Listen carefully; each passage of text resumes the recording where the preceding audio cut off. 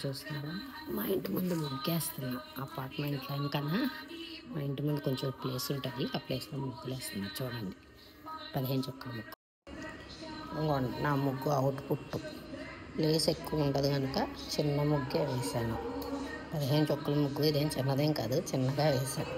నా ముగ్గు భోగం ఎంతసేపు అంటే కొళ్ళని భోగం ఎంతసేపు అంటే మా అత్తగారు సంత నుంచి వచ్చేవరకు అన్నట్టు మా చిన్నోళ్ళు వేసేవరకు ఈ ముగ్గు. ఇంకో ముగ్గులో కొన్ని వేయడం మర్చిపోయాను, ఇప్పుడే ఫుల్ఫిల్ చేస్తున్నాను.